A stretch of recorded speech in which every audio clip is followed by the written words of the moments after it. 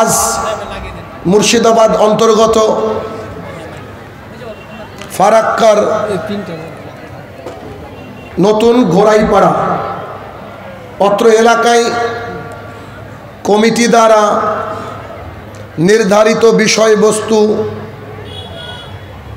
আদর্শ পরিবার ও পর্দার বিধান উক্ত বিষয়ে তথ্য এবং তত্ত্ববহল আলোচনা করার চেষ্টা করব ইনশাআল্লাহুল আজিজ।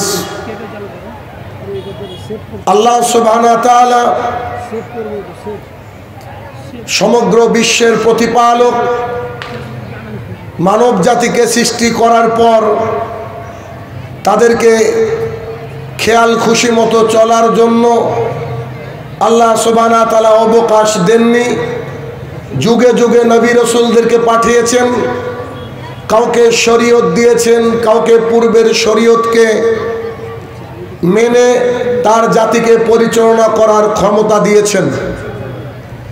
আজকে যে বিষয় দেওয়া হয়েছে আদর্শ পরিবার, আমরা নিজেরা নিজেদেরকে মডার্ন মনে করি, আধুনিক মনে করি, তারপরেও 2025 সালে এসে আমাদেরকে আদর্শ পরিবার নিয়ে আলোচনা করার কথা বলা হচ্ছে, মানে আমাদের সমাজে আদর্শ পরিবারের বড্ড অভাব। আমি একটা আদর্শ পরিবার কি কি দ্বারা গঠিত হয় তা বিস্তারিত আলোচনা করব।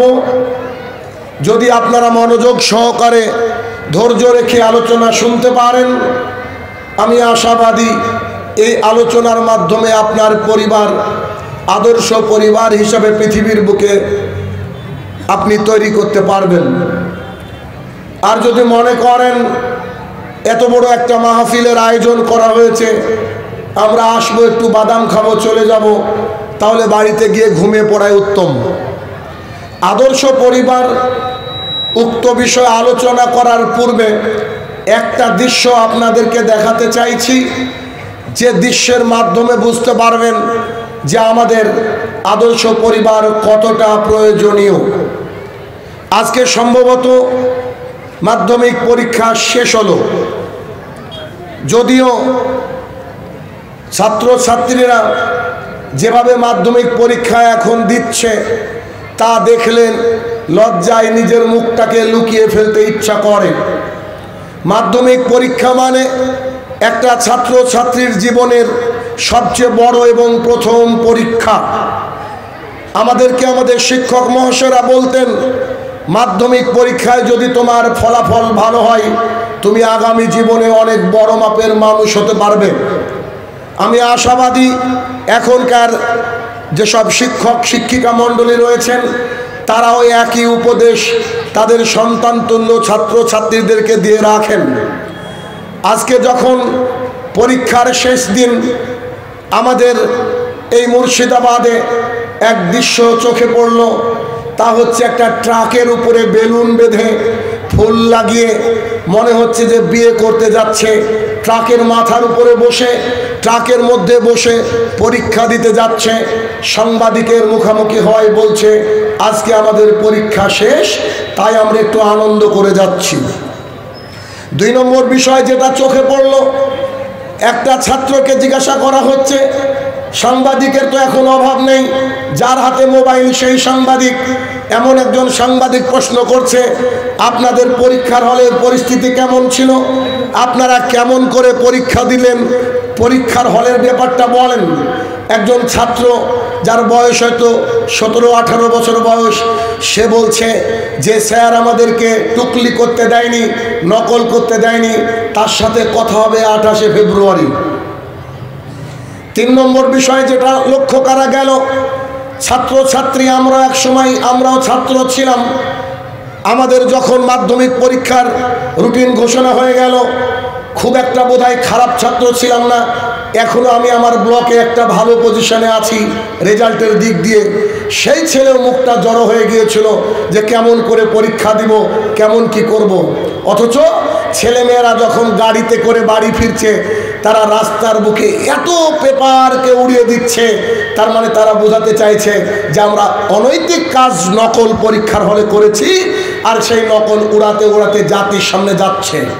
যদি আমাদের পরিবার আদর্শ পরিবার হতো তো এরকম কুলাঙ্গার সন্তান আমাদের সমাজে উপস্থিত হতো না। এরকম বাবা মার নাক কেটে দেয় এমন সন্তানের জন্ম দিতে পারতো না। তাদের মা বাবা যেমন করে তাদেরকে তৈরি করেছে, আমরা আজকে ফিডব্যাক কেমন করে পাচ্ছি যে একটা ছাত্র তো অনৈতিক কাজ করেছে, আবার নকলের ওই পুরো বান্ডিল নিয়ে রাস্তায় উড়াচ্ছে আর চলে যাচ্ছে। মনে হচ্ছে কত বড় বাহাদুরি করেছে, মনে করছে ভারতবর্ষ বোধহয় আবার স্বাধীন করেছে। এ দৃশ্য দেখেন না আপনারা? কত বড় লজ্জার! যেই ছেলেটা বলছে যে আমাকে নকল করতে দেয়নি, তার সাথে দেখা হবে 28 তারিখ। যেই সন্তান ট্রাকের উপরে বসে শেষ পরীক্ষা দিকে যাচ্ছে, যেই আপনার কলিজার টুকরা কন্যা নকলকে ছিঁড়ছে আর ফেলে দিচ্ছে, বলেন ও ভালো করে সন্তান কি করে হতে পারে? ওর মা বাবা ওকে তারবিয়াত শিখাতে পারেনি, ওর পরিবার ওকে তারবিয়াত শিখাতে পারেনি। তারবিয়াত শিখাতে পারেনি বলে এত কুলাঙ্গার এই মানে যে জামানা আসছে, এই কুলাঙ্গার জাতি তৈরি করার জন্য এরাই হচ্ছে আমাদের আগামী দিনের ভবিষ্যৎ। এমন একটা জেনজি নাম রেখেছে, জেনজি, উই আর মডার্ন। তারা মনে করে আমরা মডার্ন। এই যে জেনজি নামের যে ভয়ঙ্কর এক প্রজন্মের আবির্ভাব হচ্ছে আগামী দিনে, যে এই সন্তানদেরকে অনৈতিক কোনো কাজে লিপ্ত দেখে কোনো বুদ্ধিমান শিক্ষিত ভালো পরিবারের কোনো একজন ভদ্রলোক তাদেরকে নিষেধ করবে না। কেন? তারা জানে হয় নিষেধ করলে মার খাবে, না উল্টো কথা শুনবে। বর্তমানের পরিস্থিতি এইরকম। এই সময় আমরা একেবারে বড় বড় তার চরম সীমায় একেবারে উঠে পড়ে লেগেছি। আমাদের সমাজটা যেন কি করে বর্বরতা দিয়ে ছেয়ে দেওয়া যায়। নইলে একটা ছাত্র নকল করার পরে রাস্তায় নকল উড়িয়ে দিতে পারে, এটা কত বড় লজ্জার, একবার চিন্তা করে দেখেন। কোথাকার ছাত্র? বলছে মুর্শিদাবাদ। এই তো আমাদের মুর্শিদাবাদের ছাত্ররা নকল উড়াবে, কিছুদিন পর কেরালা, দিল্লি, বোম্বে সব লেবার। দেখেন মুর্শিদাবাদ মানে লেবার। লজ্জা লাগে না আমাদের? নিজেরও তো চরমভাবে লজ্জা লাগে যে এই মুর্শিদাবাদ থেকে এক সময় নবাব ছিল, যে নবাব গোটা এই বাংলা, বিহার, উড়িষ্যা তো দূরের কথা, ভারতবর্ষকে স্বাধীন করেছে, চালিয়েছে। এই লালবাগ আজকে চলে যান, তাদের স্মৃতিচিহ্ন এখনো রয়েছে, অথচ তাদেরই বংশধর, তাদের জাতি আমরা আজকে আমরা একেবারে অতল তলে তলিয়ে গিয়েছি। কেন? আমাদের আদর্শ পরিবারের বড় অভাব। যতক্ষণ না আমাদের পরিবারকে আদর্শ পরিবার বানাবো, অতক্ষণ আমাদের সমাজে আমাদের নাক মুখ কিছু থাকবে না। এরা বাইরে গেলে বলবে, are you from Murshidabad? Yes, I am from Murshidabad. Oh, are you labour? এই কথা বলবে আগামী দিনে। যান আপনি বাইরে, বহু জায়গায় এই মুর্শিদাবাদের এমনি তো দুর্নাম আছে, মির্জাফরের দেশ তাই বলা হয়। তারপরে আবার আপনার আমার সন্তান যদি এইরকম আচরণ করে, যে একটা ছাত্র যার বয়স 17-18 বছর, এখনো এক থাপ্পড় দিলে তার কলসা থেকে দুধ বের হয়ে যাবে, সেই সন্তান রাস্তায় নকল উড়ে যায়। এদেরকে মা বাবা নাই? এরা কি কোনো সময় শাসন করে না? এরা কি পরীক্ষার হলে পাঠানোর পূর্বে তার সন্তানকে ঠিক আমাদের সময় আমাদের মা বাবা যেমন করে বলতো, বেটা রাস্তার এক পাশ দিয়ে যাবা, কোনো রকম কোনো খারাপ আচরণ করবো না, স্যার যেমন করে বলবা তেমন করে লিখবা, স্যারের সাথে মুখে মুখে তর্ক করবে না, তাদের মা বাবাকে এগুলো শেখায় না? যদি শেখাতো তাহলে এই দৃশ্য আমাদেরকে দেখতে হতো না। এই জন্য এই ফরাক্কার মানুষ কি করেছে? আজকের আলোচনার বিষয় আদর্শ পরিবার, যা আমাদের দরকার। আগামী দিনে যেন আপনার সন্তান আপনার সম্মান যেন ধুলোর মধ্যে মিটিয়ে না দেয়, তার জন্য এই আলোচনা। আসলে আমরা দেখি আল্লাহ সুবহানাহু ওয়া তাআলা সূরা তাহরিম সূরা নম্বর 66 আয়াত নম্বর 6 আল্লাহ সুবহানাহু ওয়া তাআলা বললেন, ইয়া আইয়ুহাল্লাযীনা আমানু, ও ঈমানদারগণ, কু আনফুসাকুম ওয়া আহলিকুম নারা, ও দুনিয়াবাসী যারা ঈমান এনেছো তারা শোনো, তোমরা তোমাদের নিজেকে বাঁচাও, তোমাদের পরিবারকে বাঁচাও জাহান্নামের আগুন থেকে, যে আগুন জ্বলবে মানুষ দিয়ে, যে আগুন জ্বলবে পাথর দিয়ে। একটা সনাতন ধর্মাবলম্বী তার বাবাকে পোড়াতে গিয়েছে শ্মশান ঘাটে পোড়াতে গিয়ে তার বাবার লাশ আগে যাচ্ছে, আর পেছনে অনেকগুলা আপনার ওই কাঠ, পাটকাঠি, জ্বালানি যাচ্ছে কেন? তার বাবাকে নাকি পোড়াতে গেলে এগুলা লাগবে। কেউ কেউ পেট্রোল নিয়ে যাচ্ছে, তার বাবাকে নাকি পোড়াতে গেলে এগুলা লাগবে। আল্লাহ তাআলা বলছে, দুনিয়াবাসী তোমরা শোনো, আমি যে জাহান্নামের আগুনকে জ্বালাবো, সেই জাহান্নামের আগুনের খড়ি, সেই জাহান্নামের আগুনের কাঠ, সেই জাহান্নামের আগুনের ইন্ধন হবে মানুষ এবং পাথর। গোটা পৃথিবীর ইতিহাসে আজকে পর্যন্ত, পৃথিবী সৃষ্টির পর আজকে পর্যন্ত পাথরের মধ্যে দাউ দাউ করে আগুন জ্বলছে, এটা পৃথিবীবাসী দেখেনি। আল্লাহ তাআলা বলছেন যে আমি পাথর দিয়ে আগুন জ্বালাবো, আল্লাহ তাআলা বলছেন আমি মানুষ দিয়ে আগুন জ্বালাবো। অতএব ও দুনিয়াবাসী যারা ঈমান এনেছো, তারা কান খুলে শুনে রাখো, তুমি বাঁচো এবং তোমার পরিবারকে বাঁচাও। কি থেকে? জাহান্নামের এই ভয়াবহ আগুন থেকে। অত্র আয়াত দ্বারা বুঝতে পারলাম যে আল্লাহ তাআলা আমাদেরকে বাঁচাতে বলেছেন। আচ্ছা, এবার আসেন আদর্শ পরিবার কি করে তৈরি করবেন। আর যারা আছে, যাদের পরিবার এখন অলরেডি হয়ে গেছে, হাজারো মানুষ এখানে বসে আছেন যাদের পরিবার অলরেডি হয়ে আছে, তাদের পরিবারকে আপনারা কি করে একটু মানে সেগ্রিগেশন করবেন, কি করে সুন্দর করে সাজাবেন, তার একটু গাইডলাইন দেখেন। এক, বাড়ি তৈরি করার সময় একটা টিনের বাড়ি ছিল, পাকা বাড়ি তৈরি করবেন, নিশ্চয় ইঞ্জিনিয়ার অথবা যে তৈরি করেছে তাকে গিয়ে বলবেন, ভাই কোন সিমেন্টটা ব্যবহার করলে একটু টিকসই বেশি, বলবেন কি বলবেন না? কোন ভাটার ইটটা নিলে আমার একটু দামও পড়বে ঠিকঠাক এবং আমার বাড়িটা সুন্দর হবে, কোন রডটা নিলে আমার একটু সুবিধা হবে, তো সে আপনাকে বলে দিবে, সে বলে দিবে। আমরা যারা আদর্শ পরিবার তৈরি করতে চাই, তাদেরকে রূপরেখা আমি দিতে চাচ্ছি আজকে। সেটা কি? যারা ইয়াং ছেলে আছেন এখানে, একটু হাত তুলেন তো, যারা বিয়ে করেননি, যারা বিয়ে করেন একটু হাত তুলেন ভাইয়ের আমার, একটু দেখে নিন, লজ্জার বিষয় নয় ভাই, ইয়াং আছেন। আচ্ছা, ইয়াং তো কম মনে হচ্ছে আজকে, কি ব্যাপার? সবাই বিবাহিত? মাশাআল্লাহ, হাত নেবেন। যারা ইয়াং আছেন তারা তো শুনবেন, যাদের ছেলে মেয়ে বউ বাচ্চা আছে তারাও শুনেন। আদর্শ পরিবার গঠন করার জন্য আদর্শ জিনিস লাগবে। আমাকে এক লোক বলছে, আপনি যদি এই সিমেন্ট ব্যবহার করেন, সিমেন্টের নাম হচ্ছে এটা ব্যবহার করলে আপনার বাড়িটা টিকবে সুন্দর। আমাকে আর একজন ফ্রড একটা লোক এসে বলছে, আরে না না না, এক্স নামে একটা সিমেন্ট আছে, আপনি লাগান বাড়িতে, দেখেন কি সুন্দর টিকবে। এখন আমি একে ছেড়ে দিয়ে এক্স বালা সিমেন্ট লাগিয়েছি, 2 বার বর্ষা এসেছে, 3 বারের বেলা দেখছি ওই ফাটল ধরেছে। দোষ কার বলেন? আমার সিলেকশন কি ভুল করেছিলাম? সিমেন্ট। তো আমাকে আরো যাচাই বাছাই করা উচিত ছিল। আমরা যদি আদর্শ পরিবার তৈরি করতে যাই, আমাদেরকে শুরু করতে হবে প্রথমে যে নারীকে নিয়ে আপনি বংশ বিস্তার করবেন, একটা পরিবার বানাবেন, তাকে আদর্শ নারী হতে হবে। একটা খুব পপুলার হাদিস, বিখ্যাত হাদিস, সবারই জানা হাদিস, হাদিসটা আপনারা এভাবে শুনেছেন কি?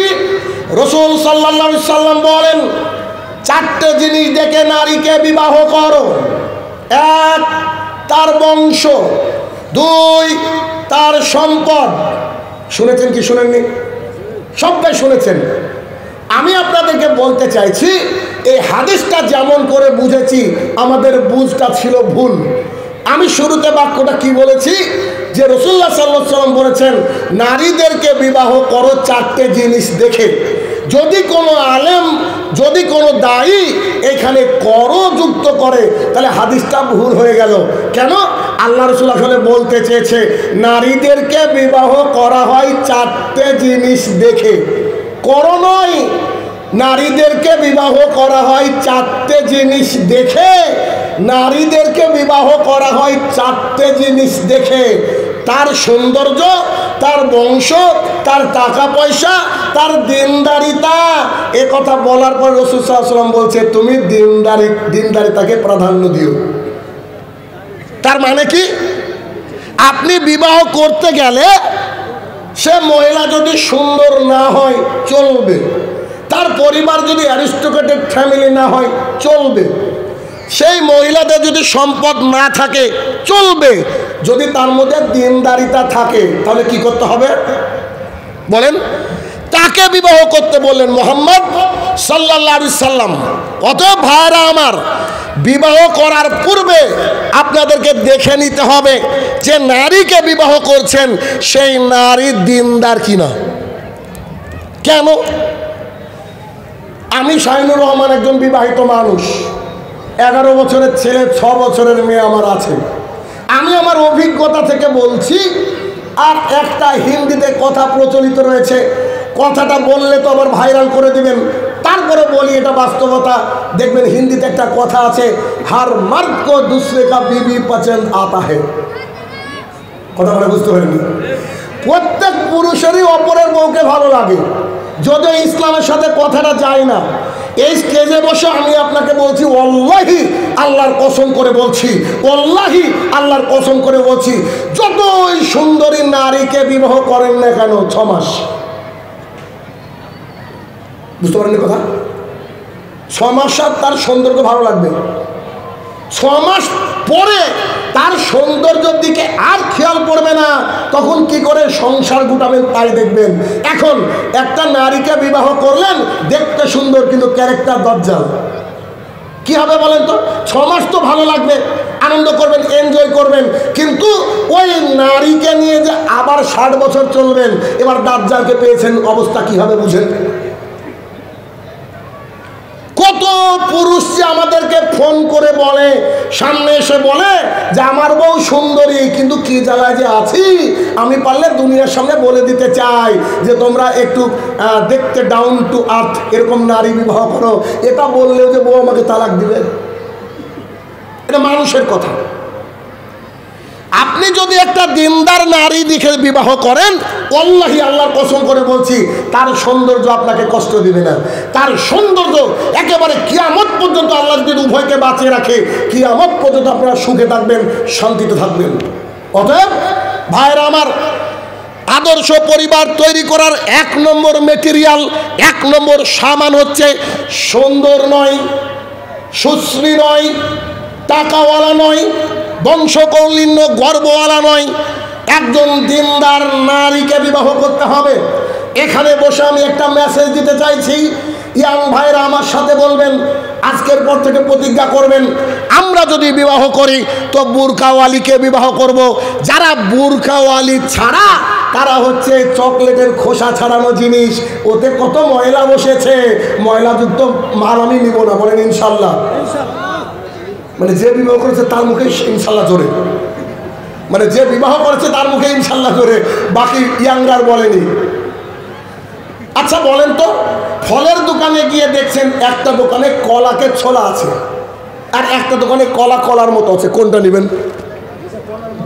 যেটা কলা কলার মতো আছে, অথচ আপনাকে রেডি করে দিয়েছে।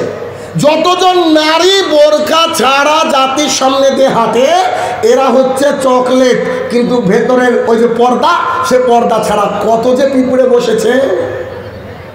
এরা হচ্ছে ছোলা কলা, কতজন মানুষের জিভ দিয়ে জল পড়েছে।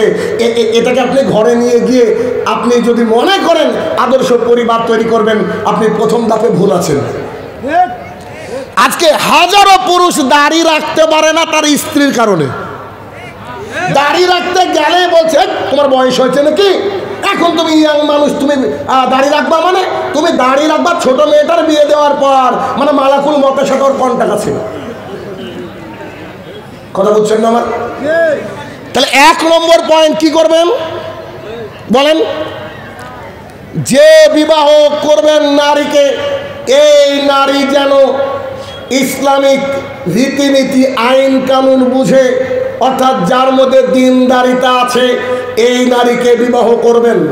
লন্ডন থেকে পাশ করে এসেছে, কলকাতা থেকে পাশ করেছে, হাইলি এডুকেটেড, একেবারে জিন্সের প্যান্ট আর টপ করে জাতির সামনে চলে, সে যতই সুশ্রী হোক না কেন, যতই শিক্ষিত নারী হোক না কেন, সেই নারীকে বিবাহ করে আপনি সন্তান, আপনার পরিবারে সুখ আনতে পারবেন না। আপনি 500 টাকার স্ট্যাম্প কিনে আনেন, শাহিনুর রহমান লিখে দেবে, কোন বাপের বেটা আছে আমার কথাটা উল্টে দেখা, আমি লিখে দেব জিন্সের প্যান্ট পরা নারীকে নিয়ে কেউ সুখে নাই। দেখেন, বলেন কেউ যে আমি সুখে আছি? আমি একেবারে, আমার 38 বছর বয়স, আমিও যে খুব অনেক বড় বয়সের তা না, 38 বছরে হাজারো অভিজ্ঞ মানুষের সাথেও আমার মেলামেশা হয়েছে। মানুষ আমাদেরকে বলেছে যে এইসব নারীরা নিজে স্বাবলম্বী হতে চায়, আর যারা নিজে স্বাবলম্বী হতে চায় ওরা স্বামীকে তোয়াক্কা করে না। নারী হবে স্বামীর সেবক, দিন রাত স্বামীকে পাগল করে রাখবে, এই তো নারী। আর ও আবার সারাক্ষণ ব্লগ নিয়ে ব্যস্ত আছে না, এই বর্তমানে ব্লগ নিয়ে ব্যস্ত। আশ্চর্য দুনিয়া। এক, মেটেরিয়াল চয়েস করতে গেলে আগে দেখবেন তার পরিবারে পর্দার বিষয় আছে কিনা, তার মা বাবা সলাত আদায় করে কিনা, সে মহিলা সলাত আদায় করে কিনা। যদি না করে সে বাড়িতে বিবাহ করেন না, বিশ্বাস করেন এনে পস্তাবেন।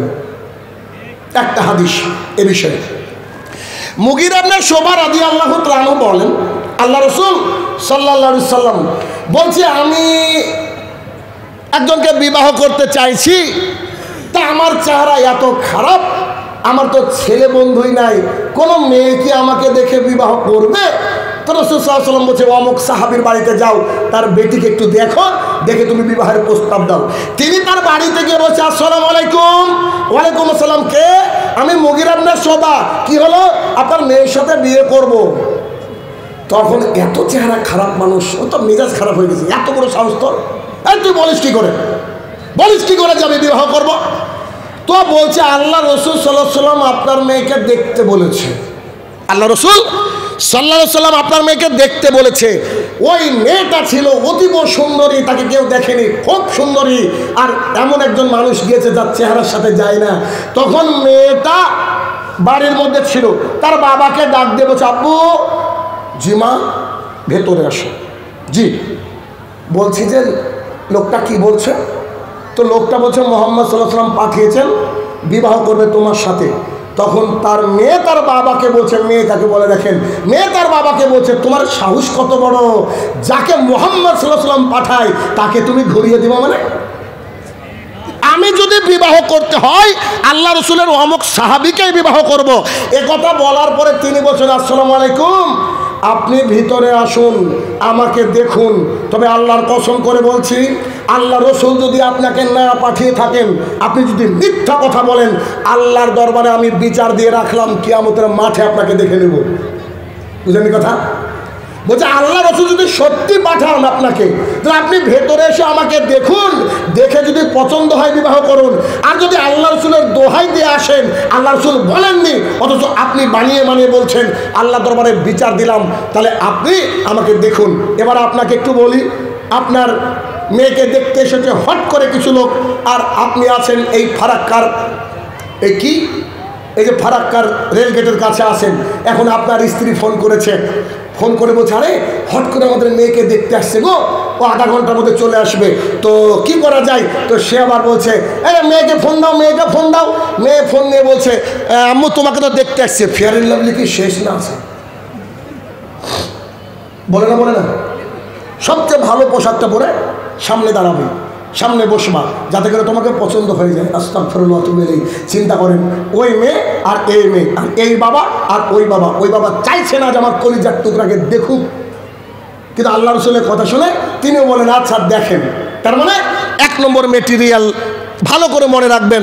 আর আজকের এই বাক্যটা যদি মনে না রাখেন, আজকের যে লাইভ হচ্ছে এটাকে একটু কেটে সারা জীবনের জন্য রেখে দিবেন। আল্লাহি, আল্লাহর কসম করে বলছি, কি পস্তান যে পস্তাবেন। সেদিন এই ভিডিওটা আবার একবার প্লে করে দেখবেন। কত আমাদের বন্ধু, দিনই বলেন অদিনই বলেন, নায়িকা নিয়েছে, নায়িকা রাত্রিবেলায় ফোন করে বলছে, স্যার বিষ খেতে যাচ্ছে। আমি দাঁড়াবে বিষ খাবি মানে? তো বলছে যে এরকম সারাদিন কাজ করে বেড়া, এত কষ্ট করি, বাড়িতে আসলে খ্যাস খ্যাস খ্যাস খ্যাস, আর ভালো লাগে না। তাই তো আমি বলেছি, গোটা পৃথিবী যদি আপনার বিরোধিতা করে, আপনার স্ত্রী যদি আপনার সাথে থাকে, আল্লাহর কসম করে বলছে আপনি বাদ। বুঝলেন কথা? আর গোটা দুনিয়া আপনাকে ভালোবাসে, খালি আপনার স্ত্রীতে ভালোবাসে না, তাহলে দেখবেন যে আপনি শেষ। এই জন্য বলছে পুরুষ হচ্ছে 2 প্রকার, বিবাহিত আর জীবিত। বুঝলেন?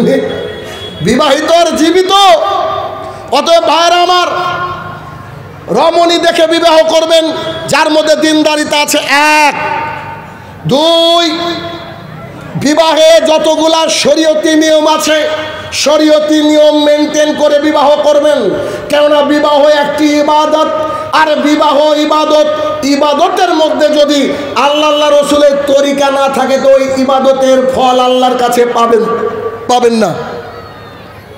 বিবাহতে আজকে যতজন মানুষ এখানে উপস্থিত হয়েছেন, আমি আপনাদেরকে নিশ্চিত করে বলতে পারি আপনারা কেউ মুসলমানের বিবাহতে যাননি, ইল্লামান রাহিমা রাব্বি, যাদেরকে আল্লাহ রহমত দিয়েছে তারা বাদ দিয়ে। শাহিনুর রহমান সাহেব এত বড় কথা বললেন, আমরা কেউ মুসলমানের বিয়েতে যাইনি। একটু দেখেন, একটু যখন ছেলে মেয়েকে দেখতে যাবে বলে সিদ্ধান্ত নিয়েছে, তখন বাড়িতে একটা লিস্ট তৈরি হয় কে কে দেখতে যাবে। হয় তখন ছেলে পেপার নিয়ে বসেছে, কলম নিয়ে বসেছে, তোর বাবা বলছে কে কে যাবে, তোর মা ওই সাইড থেকে দাঁড়িয়ে, ও তো প্রধানমন্ত্রী, বাড়ির প্রধানমন্ত্রীকে ওর মা বলছে তোর দুলা ভাইয়ের নাম আগে লিখ। দুলা ভাই দেখতে যাওয়া মানে শিয়ালের কাছে মুরগি পোষানি হয়ে গেল, শেষ। পরশুদিনের ঘটনা, এক বাবা তার সন্তানের জন্য মেয়ে দেখতে গিয়ে নিজে বিবাহ করে চম্পট। এই 1.5 থেকে 2 সপ্তাহ আগের ঘটনা, একটা মেয়ে তার মেয়ের জন্য, বিবাহের জন্য অনেক গহনাপাতি তৈরি করেছে। গহনাপাতি তৈরি করে বিবাহের আর 5 থেকে 6 দিন বাকি। একদিন সকালবেলায় উঠে দেখছে ওর মা বাড়িতে নাই। মেয়ে বলছে আব্বু, আম্মু কোথায় গেল? তো বলছে তোর আম্মু কি জানি, দেখ পাশে আছে। খুঁজে খুঁজে দেখছে নাই, মানে যে যার ও জামাই হতো, জামাইয়ের সাথে শাশুড়ি আগে পালিয়ে গেছে। দেখেননি? আরে ভাই, এগুলো তো সত্য কথা। কারণ আপনারা আর কি রেকর্ড করেন? রেকর্ড তো উপর হচ্ছে, বাস কি এমনি খাবো না কেন? মিথ্যা কথা বলে তো জাতির সামনে বাহবা পেয়ে গেলাম, কিন্তু আল্লাহর কাছে বাস খেতে হবে, বুঝেন না কথা? তাহলে কি ওর দুলা ভাই যাবে, ওর বন্ধু যাবে, আর সাথে একটা এলাকার বৃদ্ধ মানুষ যাবে। এবার গিয়ে এরকম চেয়ার নিয়ে বসে পড়েছে, আর মহিলাটার সামনে এবার প্রশ্ন করছে, মনে হচ্ছে যে বিশেষ অফিসার চয়েস হচ্ছে। বিবাহের পূর্বে যে বিবাহ করবে সে বাদ দিয়ে গোটা পৃথিবীর মানুষ তাকে দেখতে গেলে এটা হারাম। বুঝেননি বোধহয়? আমার ছেলের বিবাহ দিব, আমার ছেলে বাদ দিয়ে আমি যদি দেখতে যাই এটা হারাম। তো দুলা ভাই কি ইন্না লিল্লাহ, বুঝলেন না? নিশ্চিত চলবে না। তাহলে এরকম আমাদের সমাজে বিয়ে প্রচলিত আছে না নাই? বললাম যে মুসলমানের বিয়েতে যাননি, এবার দেখেন। 1, 2, বিবাহের যখন দিনক্ষণ শেষ হয়ে যাচ্ছে, রেডি হচ্ছে, তখন আরো একবার বাড়িতে লোক এসে বলছে ছেলে তো প্রাইমারি শিক্ষক। এমনি একজন বলছিল তো 10 লাখ দিব। কি বলছেন? মানে 10 লাখ দাম হয়ে আছে। তো বলছে আমরা কি দিব? ঠিক আছে 13 লাখ নিয়েন, একটা মার্সিডিজ বেঞ্জ গাড়ি আর একটা বুলেট ইত্যাদি ইত্যাদি। যৌতুক এসেছে কোথা থেকে? পৃথিবীতে আর্য আর অনার্য জাতি ছিল, ইতিহাসে পড়েছেন। আর্যরা হচ্ছে উন্নত আর অনার্যরা হচ্ছে নিচু শ্রেণীর মানুষ। অনার্যদের মেয়েদেরকে আর্যদের ঘরে বিবাহ দেওয়ার জন্য যে প্রথা তারা চালু করেছিল তার নাম হচ্ছে যৌতুক প্রথা। যৌতুক প্রথা এসেছে হিন্দু থেকে। আবু দাউদের হাদিস, রাসূল সাল্লাল্লাহু আলাইহি ওয়াসাল্লাম বলছেন যে মান তাশাব্বাহা বিকাইরি কওমিন ফাহুয়া মিনহুম। কোন জাতি যদি কোন জাতির অনুসরণ করে তারা তাদের দলের। যে মানুষ যৌতুক নিয়ে বিবাহ করেছে সে হিন্দুদের নীতি অবলম্বন করেছে। যদি মোটরসাইকেল নিয়ে থাকেন তো ঘুরিয়ে দিবেন। কেমন লাগছে না কথা? 6-7 মাস হবে আমার এলাকায় একজন ভাই আমার খুব ভক্ত, খুব বক্তৃতা শুনে, আমার বক্তৃতা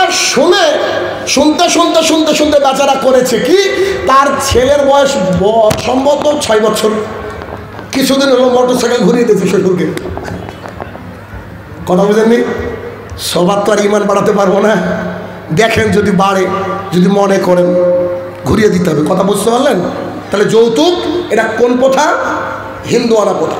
3, যৌতুকের বিষয়ে আলোচনা হওয়ার পর বলছে আমাদের পরিবার বড়, কতজন বরযাত্রী আসবে এটা হিন্দুয়ানা নীতি। বরযাত্রীর নীতিকে ত্যাগ করতে হবে। বরযাত্রীর খাবার খাওয়া হারাম, এটা হচ্ছে জুলুম যাত্রী। আমি নাম রেখেছি জুলুম যাত্রী, নাম রেখেছি কেন? আচ্ছা 1 মিনিট। যে লোকটা 150 জন বরযাত্রী নিয়েছে, ইমানদারিতে বলেন তো, তার বয়স 70 বছর, কোনো একদিন 70টা লোককে খাওয়াচ্ছে? দেখে এমনি এমনি। তার মানে ও সেদিন খাওয়াচ্ছে চাপে পড়ে, ওই বাড়িতে আমার মেয়ে ভালো থাকবে তার জন্য।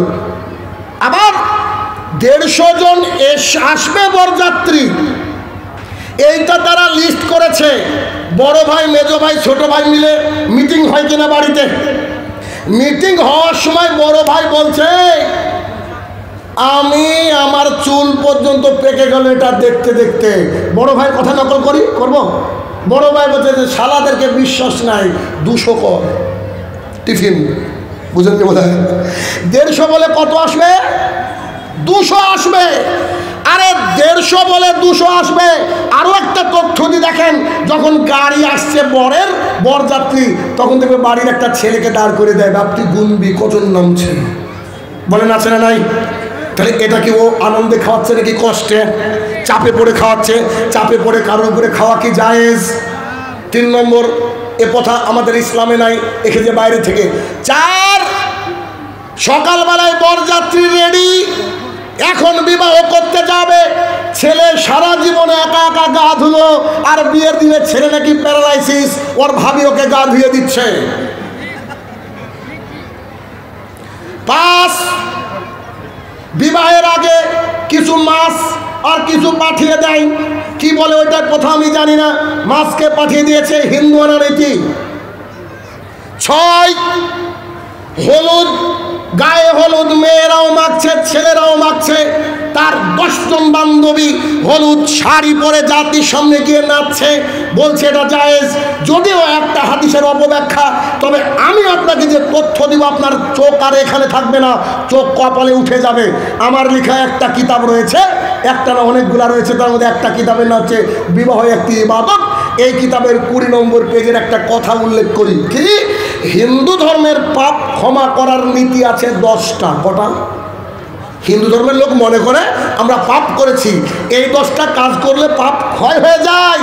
10 নম্বর পাপ ক্ষমার রাস্তা হচ্ছে মহিলাকে বিবাহ দেওয়া। আচ্ছা বলেন তো, আপনার মেয়েকে যদি দিনাজপুরে বিয়ে দেন, আপনার ভেতর একটু কষ্ট হবে না যে মুর্শিদাবাদের মানুষ, দিনাজপুরে মানুষের ব্যবহার আলাদা, কেমন থাকবে ইত্যাদি? তো হিন্দুরা করে কি, তাদের বাড়ির লক্ষ্মী তারা মনে করে তাদের মেয়েকে অন্য বাড়িতে বিবাহ দিবে, আর ওই বাড়িতে যে কেমন থাকে তাই তারা একটা পুজো করে। তাদের একজন ভগবানের নাম হচ্ছে গণেশ, 32টা রূপ ধারণ করতে পারে। কটা? 32টা রূপ ধারণ করতে পারে। তার মধ্যে একটা রূপ হচ্ছে গায়ে হলুদ বর্ণ ধারণ করা।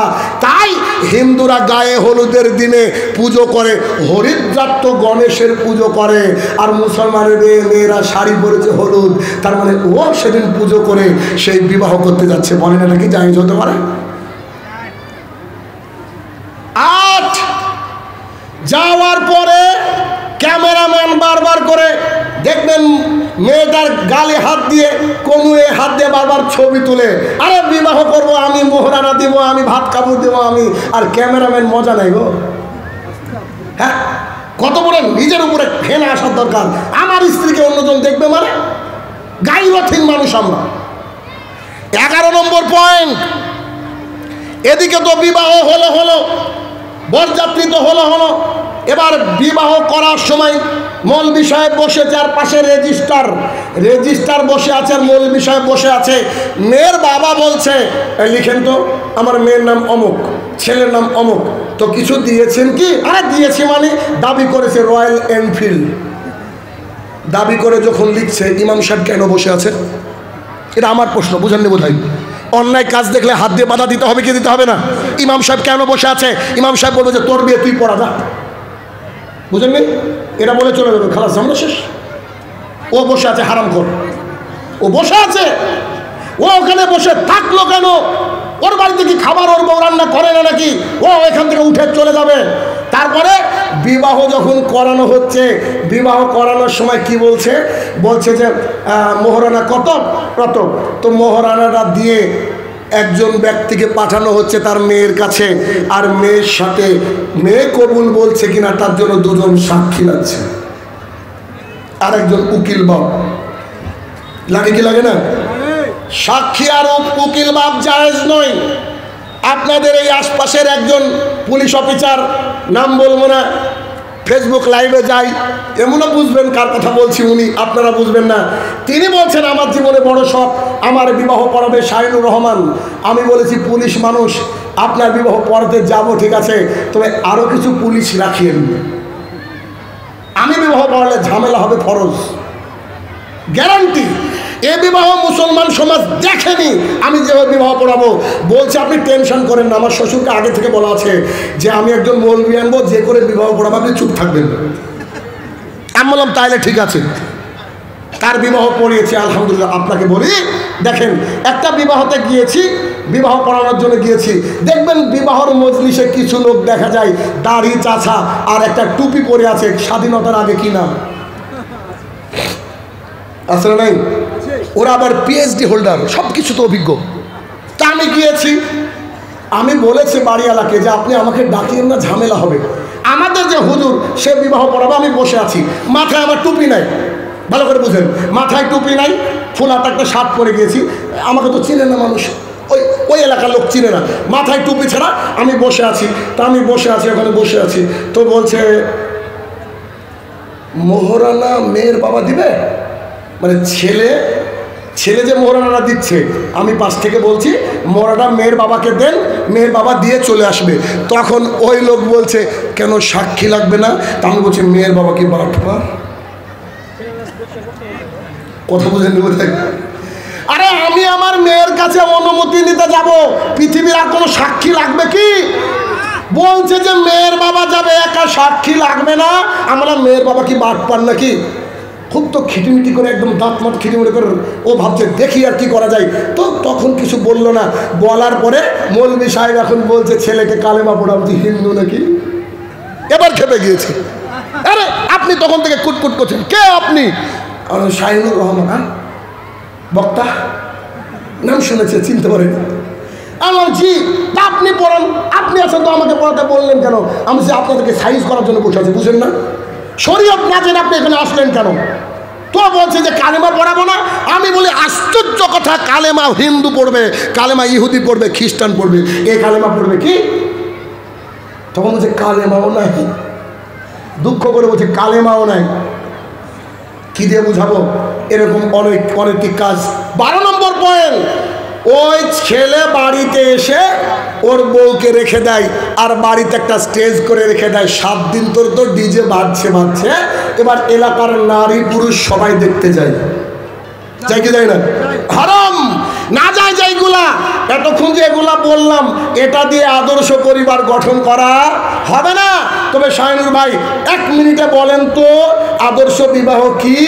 এ দেখেন, আব্বু, ছেলে বলছে আব্বু আমি বিবাহ করতে চাই, অথবা বাবা বলছে বেটা তুমি কি বিবাহ করতে চাও? বেটা বলছে জি। তোমার কি কেউ পছন্দের আছে? তো না তেমন নাই, অমুক আঙ্কেলের মেয়ে নাকি একটা ভালো আছে। তো বলছে বেটা চাও। এবার ছেলে করেছে কি, ওর বন্ধুকে নিয়েছে, বন্ধুকে নিয়ে বাড়ির বাইরে ছেলে বন্ধুকে বলছে ভাই তুই আজকে ড্রাইভার, তুই ভিতরে যেতে পারবি না, তুই বাড়ির বাইরে থাক অথবা বৈঠকখানাকে থাক। এখন ছেলে বাড়িতে ঢুকেছে আর মেয়ের বাবা উপস্থিত থেকে মেয়েকে দেখাবে মেয়ের বাবা ছেলেকে, পৃথিবীর আর কেউ থাকবে না, বুঝতে পারছেন?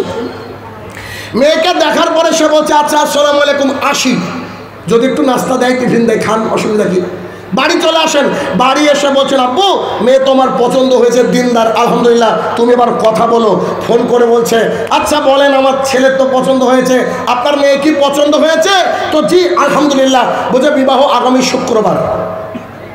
ছেলে যখন বিবাহ করতে যাবে, ছেলে কি নিয়ে যাবে? ছেলে নিয়ে যাবে খুব বেশি হলে 1-2 নারী নিয়ে যেতে পারে, কারণ তারা সাজাতে পারে। ভালো করে বুঝেন, এক ছেলের 2-1টা বন্ধু যদি যায় বা বাবা যায়, এটা তাদের ইচ্ছা। যাওয়ার পরে মৌলভী সাহেব তাকে বলবে এটা কি তোমার প্রথম বিবাহ? জি। মোহরানা কত? 10,001 টাকা নগদ। জি। এই মোহরানাটা নিয়ে সঙ্গে সঙ্গে ছেলের বাবা মেয়ের বাবার হাতে দিবে।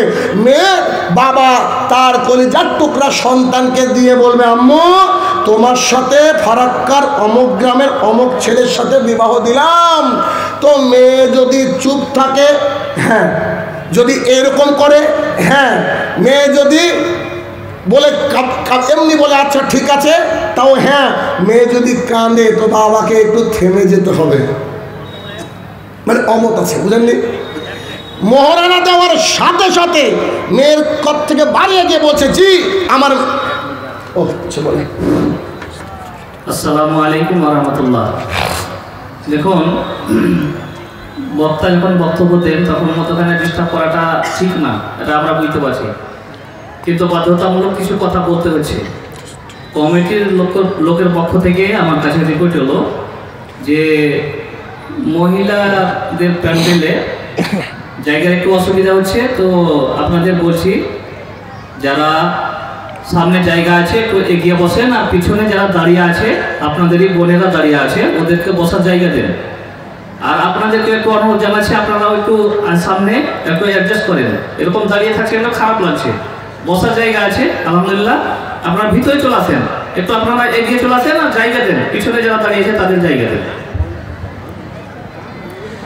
এরপরে বাবা, যে বাবা মেয়ের ঘর থেকে আসলো সে বলছে মৌলভী সাহেব আমার মেয়েকে মহারানা দিয়েছি।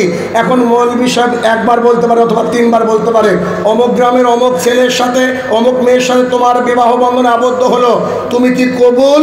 সে বলবে কাবিল তু, অথবা বলবে কবুল। একবারই যথেষ্ট, একবারই যথেষ্ট, তবে তিনবার বলা যায়, সুন্নাহ, অসুবিধা নেই। এটা বলার পর বিশেষ দোয়া আছে, দোয়াটা ছেলে পড়বে। এখন যদি তার শ্বশুর বাড়ির লোক কিছু রান্না করে তো খেলো, আর না রান্না করলে স্ত্রীকে বুরখা পরিয়ে সাজিয়ে, স্ত্রীকে বুরখা পরিয়ে সাজিয়ে, সেন্ট বাদ দিয়ে যা বৈধ তা দিয়ে সাজিয়ে স্ত্রীকে বুরখা পরিয়ে সে বাড়িতে নিয়ে চলে আসলো। বাড়িতে নিয়ে আসার পর তার বাসর ঘর সাজাক, আপত্তি নেই, তবে ভাবি ঢুকতে পাবে না, খালা ঢুকতে পাবে না, পরিবারে কেউ সাজিয়ে বাইরে আসতে পারলো।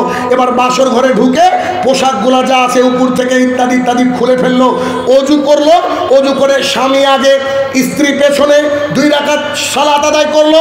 সালাত আদায় করার পর আল্লাহর কাছে দুজন দোয়া করলো বরকতের জন্য। দোয়া করার পর স্বামী তার এই তর্জনী আঙুল মহিলার কপালের উপরে রেখে বিশেষ দোয়া আছে, ওই দোয়াটা পড়লো।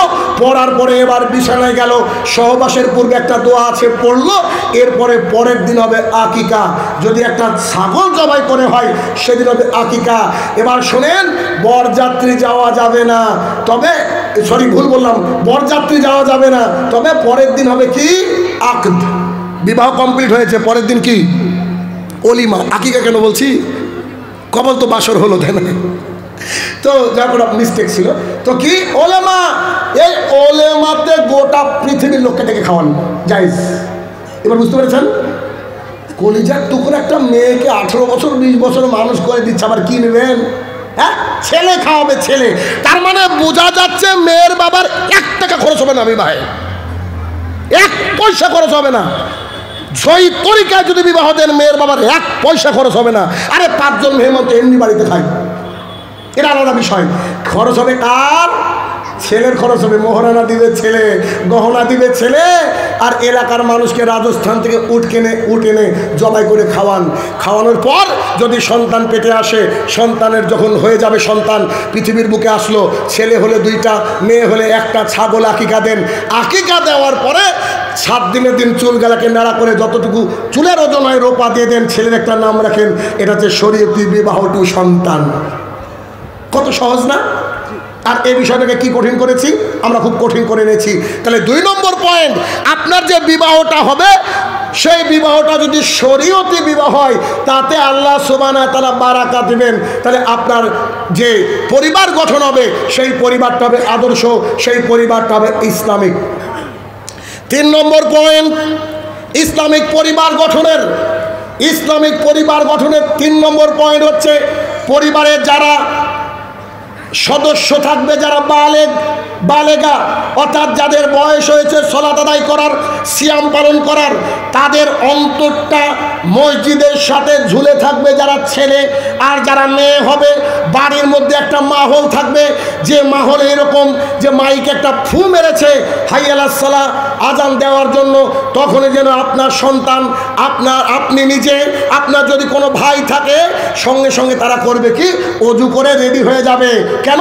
দার্জিলিংয়ে বেড়াতে গেলে 1 মাস পরে ট্যুর, আর 15 দিন থেকে পোশাক গুছান।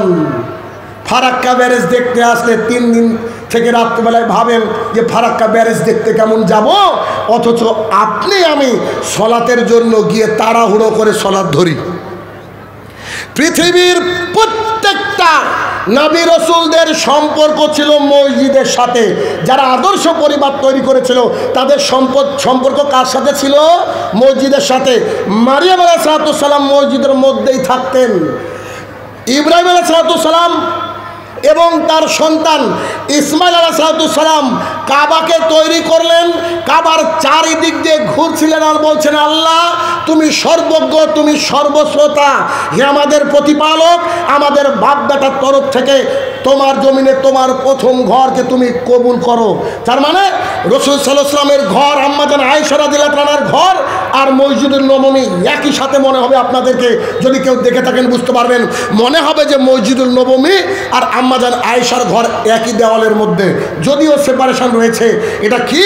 আর যদি মক্কাতে দেখেন তাহলে মুহাম্মদ সাল্লাল্লাহু আলাইহি ওয়াসাল্লামের বাড়িটা আপনাদের প্যান্ডেলের শেষ ওইটা, আর এইটা হচ্ছে কাবা। যদি কেউ দেখে থাকেন তারা হয়তো বুঝতে পারছেন আমার আঙুলের ইশারাটা। তার মানে যারা ইমানদার পরিবার, যারা আদর্শ পরিবার গঠন করতে চায়, তারা যারা মানে ছেলে অর্থাৎ পুরুষ, তাদের অন্তরটা মসজিদের সাথে কি থাকবে? কানেক্টেড থাকবে। আচ্ছা দেখেন তো, ছোট ছোট বাচ্চারা এমনি এমনি গান শিখে যায়, এমনি এমনি গালি শিখে, আবার এমনি এমনি সূরাও শিখে। আচ্ছা গান শিখে কার বাড়িতে? যার বাবা মা দিনরাত গান শোনে, আর যার মা বাবা দিনরাত কোরআন তেলাওয়াত করে, তার ছেলেরা কি করে?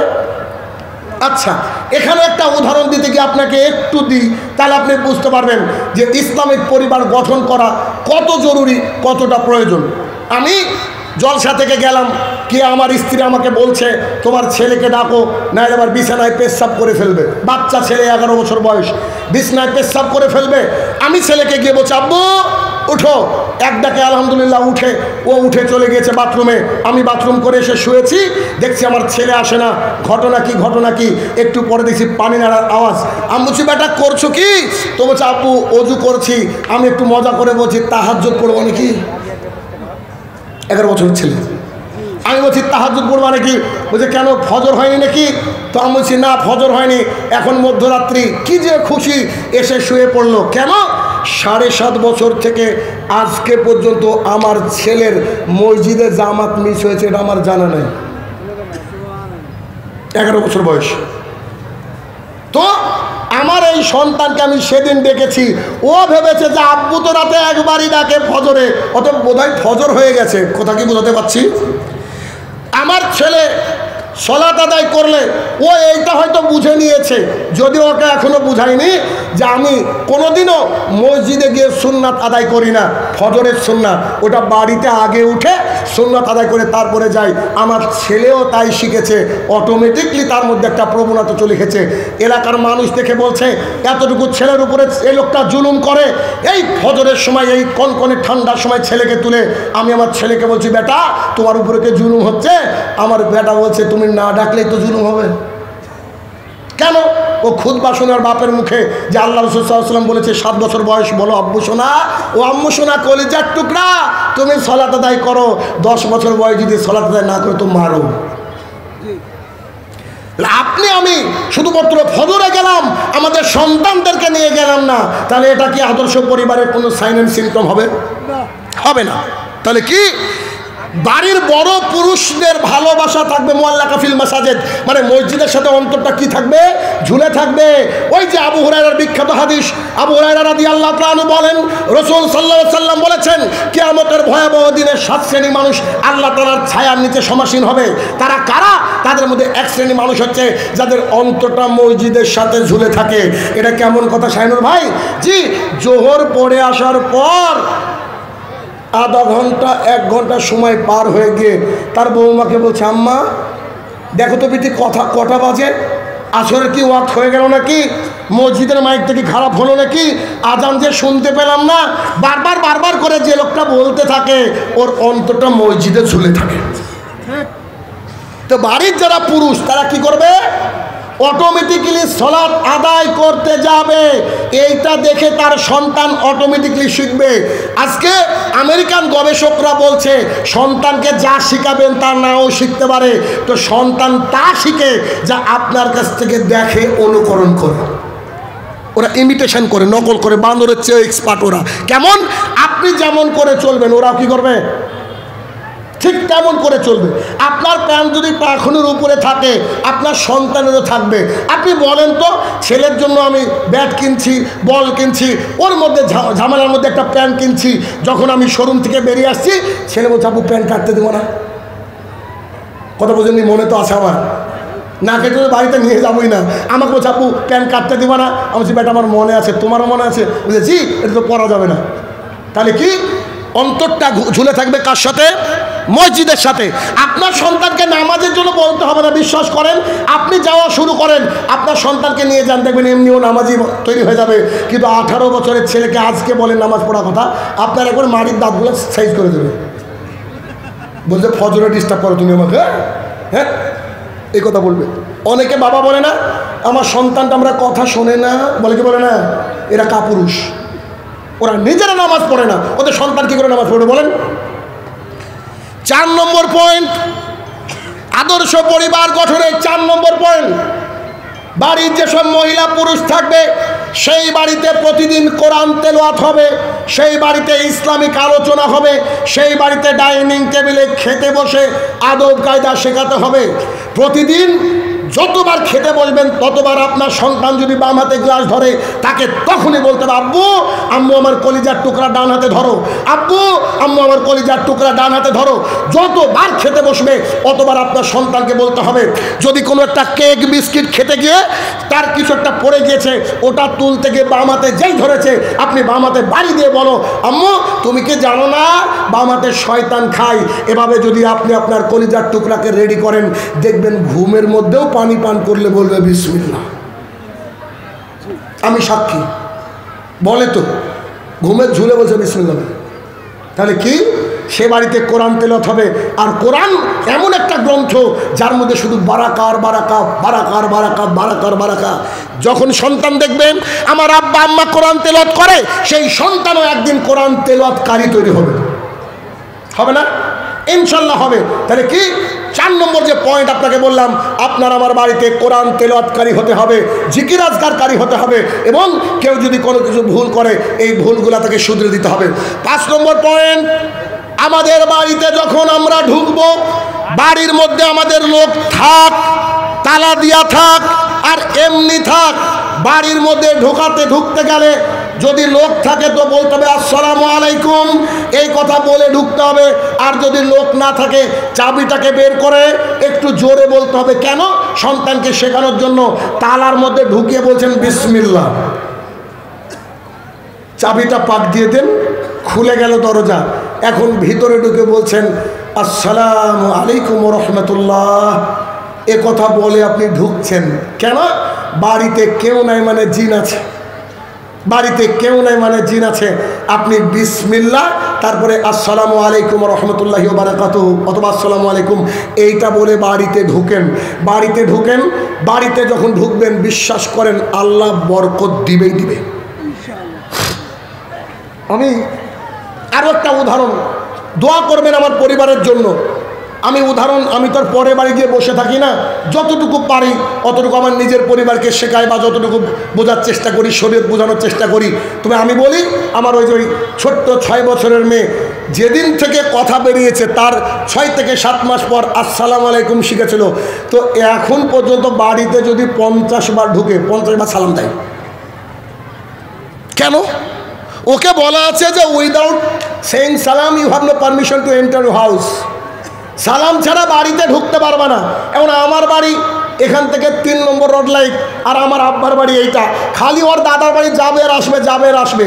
আর ওর এবার একটা খারাপ বৈশিষ্ট্য আছে কি, বাড়িতে ঢোকার সময় সালাম দিবে, যদি সালামের উত্তর না পায়, ওর নিজেখানে শুনতে না পায়, তৎক্ষণ সালাম দিবে।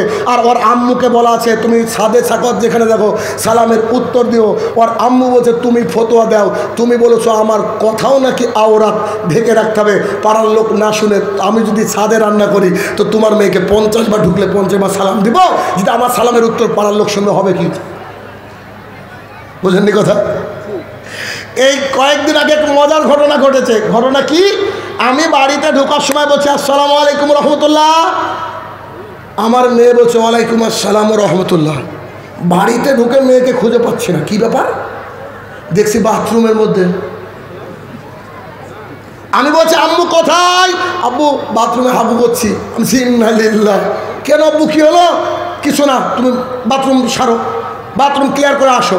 বাথরুম থেকে বেরিয়ে এসেছে, আসার পরে বলছে আম্মু বাথরুম করা অবস্থায়, বাথরুমে থাকা অবস্থায় সালাম দেওয়াও যাবে না, নেওয়াও যাবে না। তা আমাকে বলছে দোষকার, একটু খুব পাকা টাইপের। কি বলছে?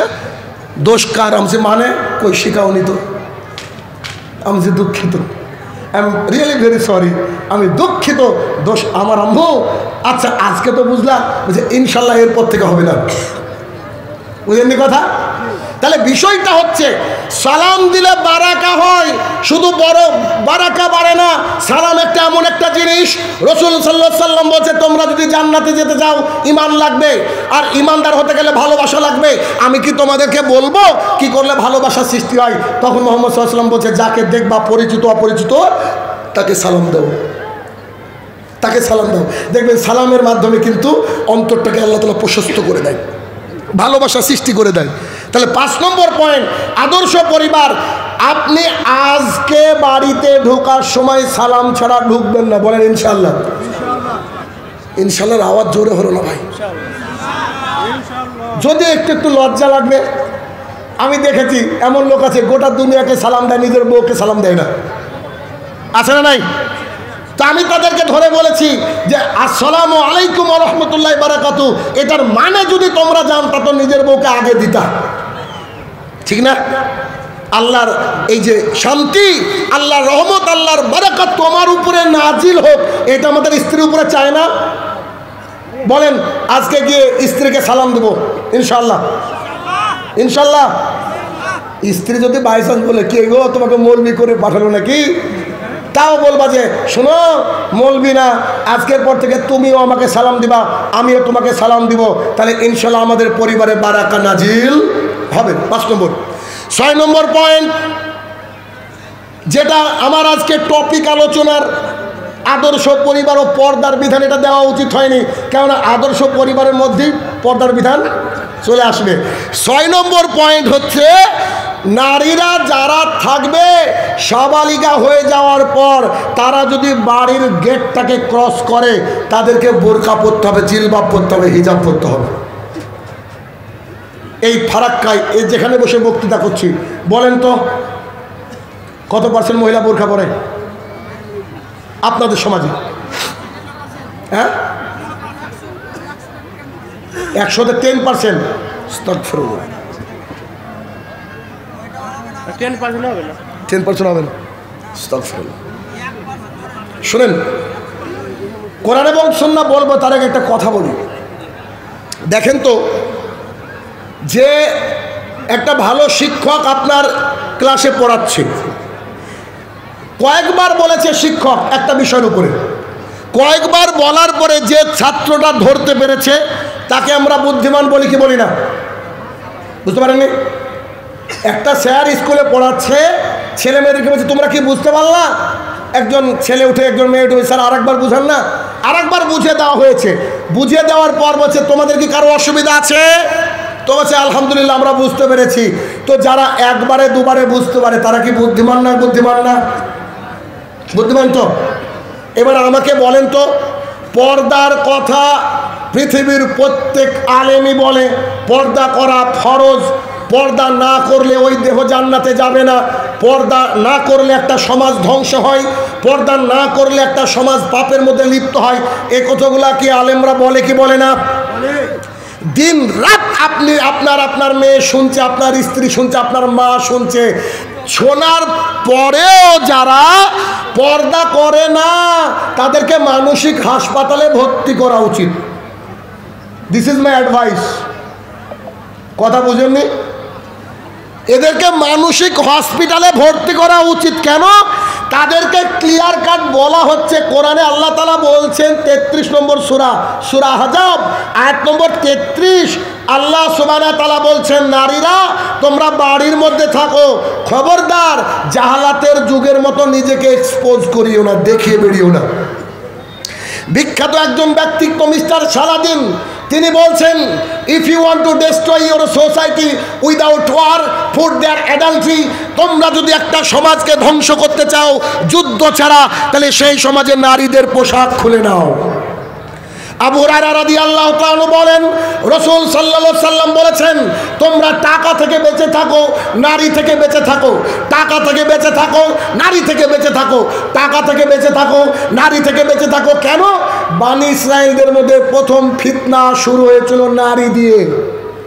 দেখেন গোটা পৃথিবীতে মানুষ আটকে গেছে টাকার কাছে, আটকে গেছে নারীর কাছে, আটকে গেছে টাকার কাছে, আটকে গেছে নারীর কাছে।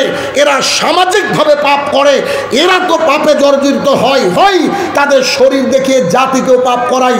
একটা মহিলা যদি চুল খুলে পিটপেট খুলে জাতির সামনে দিয়ে হাঁটে, তার দিকে তাকালেও পাপ হয়, তার দিকে তাকালেও জেনা হয়, তার দিকে তাকালেও জেনা হয়, তার দিকে তাকালেও পাপ হয়। দলিল আব্দুল্লাহ ইবনে মাসউদ রাদিয়াল্লাহু তাআলা আনহু বলেন রাসূল সাল্লাল্লাহু আলাইহি সাল্লাম বলেছেন, ভালো করে শুনুন, আব্দুল্লাহ ইবনে মাসউদ রাদিয়াল্লাহু তাআলা আনহু বলেন রাসূল সাল্লাল্লাহু আলাইহি সাল্লাম বলেছেন যে কোনো নারী যদি রাস্তা দিয়ে হাঁটে তারা শয়তানের মুখোশ নিয়ে হাঁটে, শয়তানের মুখোশ নিয়ে হাঁটে।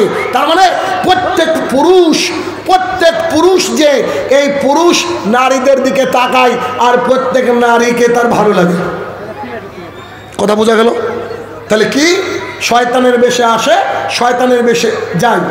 আব্দুল্লাহ ইবনে মাসউদ রাদিয়াল্লাহু তাআলা আনহু বলেন রাসূল সাল্লাল্লাহু আলাইহি সাল্লাম বলেছেন চোখের জেনা চোখ দিয়ে দেখা, কানের জেনা কান দিয়ে শোনা, অন্তরের জেনা অন্তর দিয়ে কল্পনা করা, পায়ের জেনা ওইদিকে ধাবিত হওয়া, হাতের জেনা হাত দিয়ে ধরা।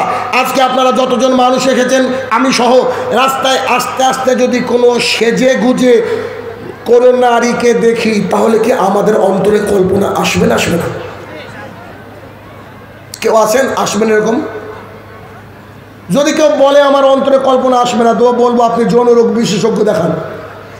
কারণ আল্লাহ তাআলা ফিতরাত তৈরি করেছে ভাই আমার, এই জন্য তো তাদেরকে পর্দা করতে বলা হয়েছে যে পুরুষরা হেফাজত করতে পারবে না, নিজেকে কন্ট্রোল করতে পারবে না, এই জন্য আল্লাহ তাআলা পর্দার বিধান করেছেন। অথচ নারী আজকে সেজে গুজে ঘুরে বেড়াচ্ছে, এরা সমাজটাকে ধ্বংস করছে, জাতিকে ধ্বংস করছে। একজন নারীকে দেখলে বোঝা যায় না যে এ মুসলমানের বাচ্চা নাকি হিন্দুর বাচ্চা। ঈদের দিনে যেভাবে নারীরা ঘুরে বেড়ায় তাজ্জব হয়ে যায়। আমাদেরও তো পরিবার আছে, কোনোদিন তো তারা বলে না যে চলো আজকে ঈদের দিন একটু ঘুরে নিয়ে আসো। লিপস্টিক দিয়ে চুলগুলাকে শ্যাম্পু করে উড়িয়ে উড়িয়ে জাতির সামনে দিয়ে হাঁটছি, আস্তাগফিরুল্লাহ। আবার বলছে আমরা নাকি শিক্ষিত নারী। কি করে হয় এটা? অতএব ভুল সিদ্ধান্ত। তাহলে কি পর্দা করাতে হবে আপনার সন্তানদেরকে এখন থেকে। আপনার মেয়ের যখন আপনার 10-11 বছর হয়ে যাবে, অথবা তার শরীরের অবয়ব বুঝে যখন একটু বড় হতে শুরু করবে, তাকে আপনি পর্দা করার নির্দেশ দিবেন। পর্দা করার নির্দেশ যদি দেন তাহলে আপনার মেয়ে বাঁচবে, পরিবারের লোক বাঁচবে, এবং ওই যে এলাকার যেসব মানুষ আপনার আমার মেয়েকে দেখে জেনা করবে ওই পাপ থেকে আমরা মুক্ত হব। যদিও আগের বক্তা হাদিসটা বলেছে, তাও আমি আর একবার হাদিসটাকে রিপিট করি, আমার এই অংশের আলোচনার জন্য লাগবে। সেটা কি? আব্দুল্লাহ ইবনে মাসউদ রাদিয়াল্লাহু তাআলা আনহু বলেন, রাসূলুল্লাহ সাল্লাল্লাহু আলাইহি ওয়াসাল্লাম বলেছেন, সালাসাতুন কাদ হারাম আলাইহিম মিন জান্নাহ, তিন চারি মানুষের জন্য জান্নাতকে হারাম করা হয়েছে। জান্নাত হারাম মানে যাবে কোথায়? জাহান্নামে। এক, মুদমিনুল খামরিন, যারা নিয়মিত নেশাদার দ্রব্য খায় পান করে তারা জান্নাতে যাবে না। যারা নিয়মিত নেশাদার দ্রব্য খায় পান করে তারা জান্নাতে যাবে না। আল্লাহ রাসূল সাল্লাল্লাহু আলাইহি ওয়াসাল্লাম বলছেন, দুই, রাজুলাতাম মিন নিসাই, পুরুষের বেশধারী নারী জান্নাতে যাবে না। জিন্সের প্যান্ট শিক্ষিতা নারী মনে করছে, জিন্সের প্যান্ট টপ পরে বলছে আমি শিক্ষিতা নারী, আমি হাইলি এডুকেটেড, আমি নারী, আমি কলকাতা থেকে, এফআরসিএস থেকে, লন্ডন থেকে এই করেছি সেই করেছি, এই কথা বলে জাতির সামনে দিয়ে যায়। এরা কখনো শিক্ষিতা নারী হতে পারে? 1450 বছর আগে আল্লাহ রসুল বলেছেন। তিন, আর দায়ুস লা ইয়াদখুলুল জান্নাহ, দায়ুস জান্নাতে যাবে না। সাহাবায়ে কেরাম জিজ্ঞাসা করলেন, আল্লাহ রাসূল দায়ুস কি? তখন রাসূল সাল্লাল্লাহু আলাইহি ওয়াসাল্লাম বলছেন, আল্লাহ জি ক্রুফি হালাল খাবাস, যার বাড়ির মহিলারা বেহাপনার মধ্যে লিপ্ত, যার বাড়ির মহিলারা বেহাপনার মধ্যে লিপ্ত, যার বাড়িতে দিনরাত গান বাজনা বাজে, যার বাড়ির বউ বিটেরা পর্দা করে না, এরা হচ্ছে দায়ুস। সে যদি মক্কার বুকে সারা জীবন হজ করে, তাকে তার সন্তান অর্থাৎ মেয়ে, স্ত্রী, মা ইত্যাদির কারণে হয়তো আল্লাহ সুবহানাহু ওয়া তাআলা জাহান্নাম দিতেও পারে। কত বড় কঠিন না? আমি ইবাদত করি, আমি আল্লাহকে ভালোবাসি, আল্লাহ রসুলকে ভালোবাসি, অথচ আমাকে নাকি দায়ুসের কাতারে ফেলে দেওয়া হলো। তাহলে পরিস্থিতি কত ভয়াবহ। যদিও এই হাদিস আপনারা জেনেছেন, আবারও আপনাদের সামনে আবার পেশ করি। আব্দুল্লাহ ইবনে ওমর রাদিয়াল্লাহু তাআলা আনহু বলেন, রাসূল সাল্লাল্লাহু আলাইহি ওয়াসাল্লাম বলেছেন যে প্রত্যেকে রাখাল, আর প্রত্যেক রাখালকে তার সাথে যারা আছে তার সম্পর্কে জিজ্ঞাসা করা হবে কিয়ামতের মাঠে। আমাকে আমার মেয়ে, আমাকে আমার স্ত্রী, আমাকে আমার সন্তান সম্পর্কে জিজ্ঞাসা করা হবে, আমাকে আমার আব্বাকে, আমার আম্মা, আমার বোন, আমার ভাই এবং আমার সম্পর্কে আমার আব্বাকে কিয়ামতের মাঠে জিজ্ঞাসা করা হবে। এই জন্য ভাইয়েরা আমার, নিজের কলিজার টুকরা যদি মেয়ে হয়, সেই মেয়েকে কি করবেন? ঢেকে রাখবেন। সেই মেয়েকে ঢেকে রাখবেন। আমি যাওয়ার পরে নেটে সার্চ দিবেন, একটা মহিলার নাম হচ্ছে তাওয়াক্কুল, খুব বিখ্যাত একজন মহিলা। তার দেশে তিনি প্রথম হিজাব পরেছেন, পুরো শরীরকে ঢেকেছেন। এত বড় একজন বিখ্যাত ব্যক্তিত্ব, তাকে জার্নালিস্ট যারা আছে, সাংবাদিক, তারা প্রশ্ন করছে যে আপনি আপনার পুরো শরীরকে ঢেকেছেন কেন? তো তিনি একটা দারুণ উত্তর দিয়েছেন, আমার খুব ভালো লেগেছে। আমি বাংলায় বলছি উত্তরটা। তো তিনি বলছেন, এমন একটা জামানা ছিল মানুষের বিবেক বুদ্ধি ছিল না, তাই মানুষ গাছের পাতা দিয়ে লজ্জাস্থান ঢেকেছে। ইতিহাস চলে যান, বুঝতে পারছেন?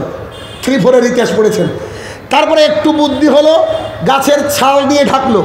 আরেকটু বুদ্ধি হলো, পশুর চামড়া দিয়ে ঢাকলো। আরেকটু বুদ্ধি হলো, মানুষ কাপড় তৈরি করলো। তো তিনি তাওয়াক্কুল বলছেন, আমি এমন একটা জামানায় জন্মগ্রহণ করেছি, আমরা হচ্ছে সর্বোচ্চ বুদ্ধিমান, এই জন্য আমি আমার গোটা শরীরকে ঢেকে নিয়েছি। তার মানে তিনি কীভাবে অপমান করলেন? তিনি বোঝাতে চাইলেন, যারা এখনও তাদের শরীরকে খুলে চলে তারা এখনও বুদ্ধিমান হতে পারেনি, ওরা আদিম জামানায় আছে। অথচ তারা নিজেকে কি মনে করে বলেন? খুব শিক্ষিত মনে করে, কি করে না? খুব শিক্ষিতা মনে করে। আস্তাগফিরুল্লাহ ওয়া আতুবু ইলাইহি। ভাইরা আমার, দুনিয়ার বুকে যতদিন আছি আমরা, এই সময়টার মধ্যে আমরা নেকি অর্জন করব। নেকি অর্জন করতে হবে। আমাদের মায়েদেরকে তার শরীরের মূল্য বোঝাতে হবে। একটা হাদিসই যথেষ্ট শরীরের মূল্য বোঝানোর জন্য। দেখেন তো হাদিসটা। তার আগে বলেন, এই যে এনটিপিসি মোড়, এনটিপিসি মোড়ের কাছে 1 কাঠা জমির দাম কত? 10 লাখ। ধুলিয়ান প্রপার বাজারে, ঝাড়খণ্ডের ঢোকার রাস্তায় আমি শুনেছি 20 লাখ। আচ্ছা, কলকাতার বুকে কয়েক কোটি, দিল্লির বুকে হয়তো মিলিয়ন। এখন গোটা পৃথিবীতে যত জমি আছে দাম আমাদের ক্যালকুলেটর কাজ করবে না, তাই তো? এবার হাদিস শুনেন। আবু হুরায়রা রাদিয়াল্লাহু তাআলা আনহু বলেন, রাসূল সাল্লাল্লাহু আলাইহি সাল্লাম বলেছেন, গোটা পৃথিবীটা সম্পদ। সম্পদ নয়? আজকে যার উপরে বসে বক্তৃতা করছে তিনিও হয়তো 20,000 টাকা নিয়েছেন, এটা সম্পদ না? রাসূল সাল্লাল্লাহু আলাইহি সাল্লাম বলেন, গোটা পৃথিবীটা সম্পদ।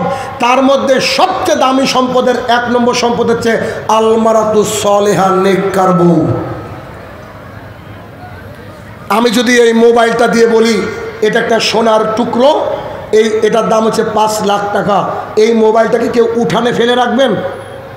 কোথায় রাখবেন? একেবারে লকারে। অল্লাহি ফারাক্কার মানুষ ভাইয়েরা আমার, যদি আপনি আপনার স্ত্রীর মূল্য বুঝতেন তোকে লোহার পোশাক করে দিতেন। আমি বলছি না বাড়িতেও বোরকা পরে থাক না। আমি মহিলাদেরকে বলি, বর্তমান বিশ্বের বেশিরভাগ মহিলাদের জন্য পুরুষরা পরকীয়ায় লিপ্ত। কথা করা তবু সত্য। কি এমন একটা নাইটি পরেছে স্বাধীনতার আগে কাঁচা, বাড়িতে ঢুকলে নাকি তাকে দেখলে জান শান্তি হয়ে যাবে। আর বাজারে একদিন 10 মিনিটের জন্য গিয়েছে, সুন্দর শাড়ি বের করেছে, পোশাক বের করেছে, আর বাড়িতে কি স্বাধীনতার আগের নাইটি। কেন ভাই, কেন বোন? আপনি কি করবেন? আপনার স্বামী বাইরে গেলেই আপনি সুন্দর পোশাকটা পরে স্বামীর জন্য রেডি হয়ে থাকবেন, যেন আপনাকে দেখে এসে 1 কোটি টাকা লস হলো বলে তো মাশাআল্লাহ। আসলেই তাই, স্ত্রীরা স্বামীর জন্য রেডি হয়ে থাকবে।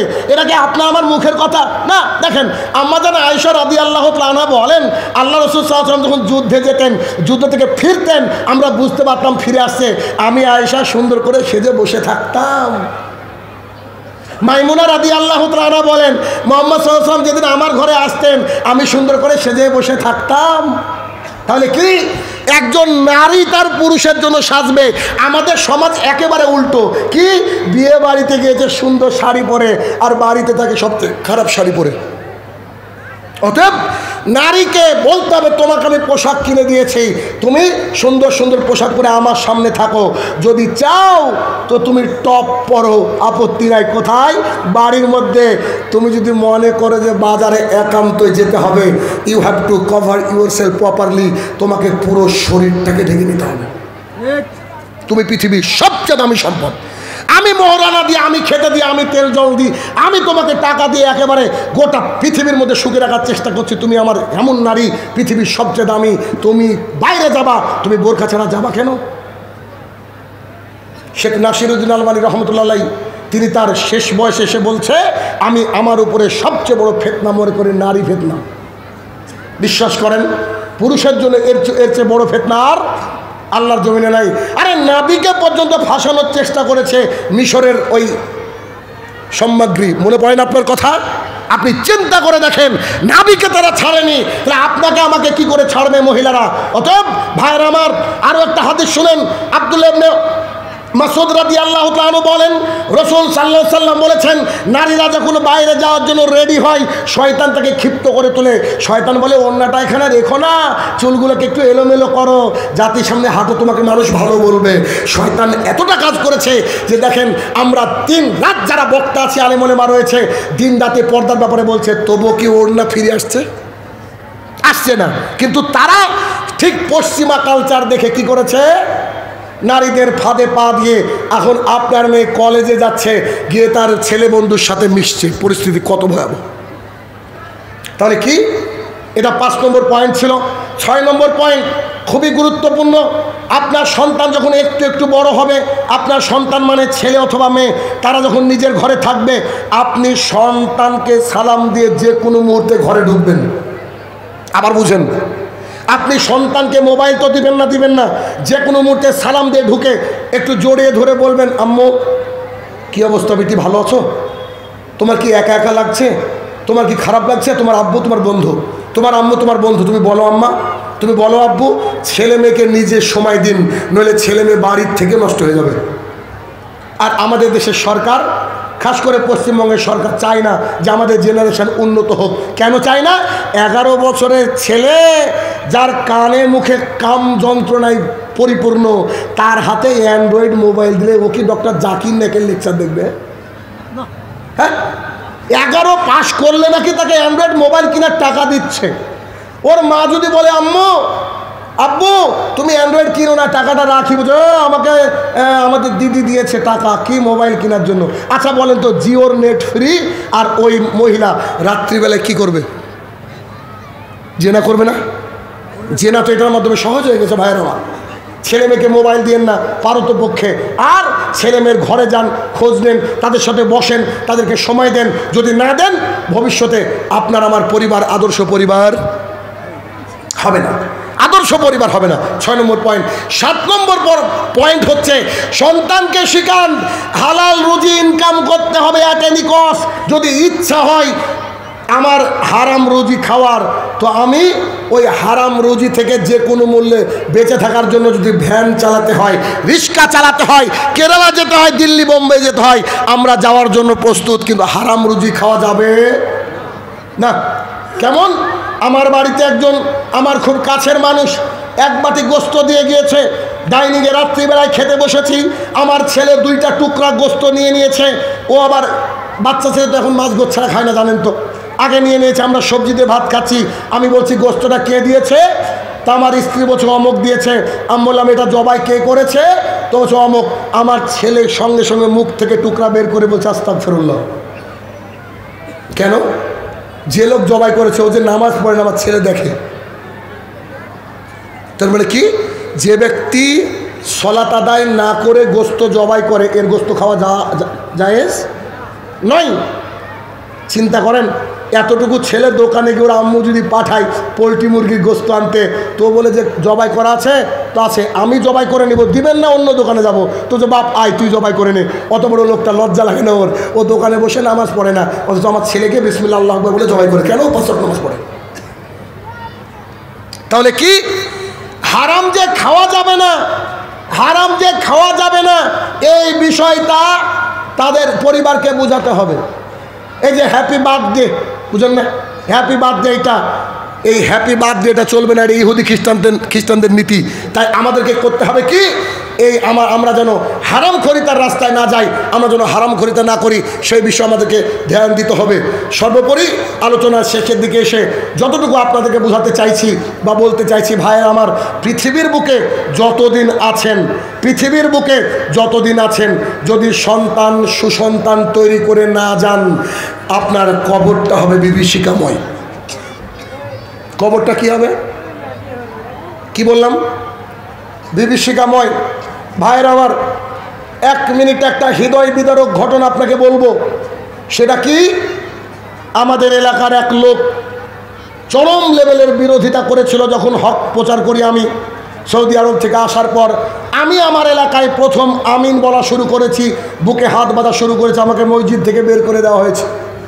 যারা বের করে দিয়েছেন তাদের নাতের গুরু একজন, সেই ব্যক্তির জন্য আল্লাহর কাছে দোয়া করেছিলাম। সেই ব্যক্তি হেদায়েত পেয়েছিলেন, তাহাজ্জুদের সালাত আদায় করতেন। আমাদের এলাকার মধ্যে অন্যতম টাকাওয়ালা মানুষ। কতদিন আমার হাতে গোপনে টাকা দিয়ে বলেছে বেটা তুমি দান করে দাও, বেটা তুমি দান করে দাও। লক্ষ লক্ষ টাকা দান করতেন। সেই লোক হচ্ছে কোটিপতি। বিশ্বাস করেন, সেই লোক মারা যাওয়া আজকে 4 বছর প্লাস। এ তো রমাদানে 5 বছর হবে।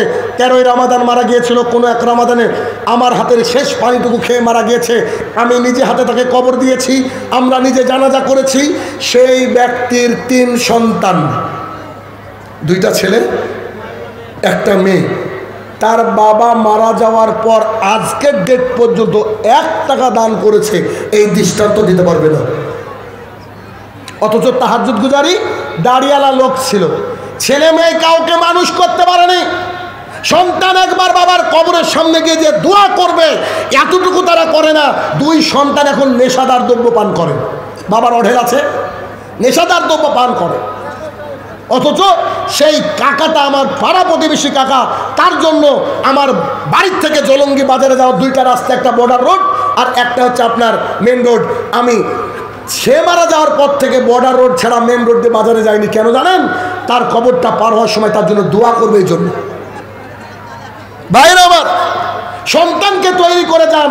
সন্তান এখন 98% সন্তান তার মা বাবাকে দেখে না, অতএব ক্রেডিট কার্ড বানিয়েন না।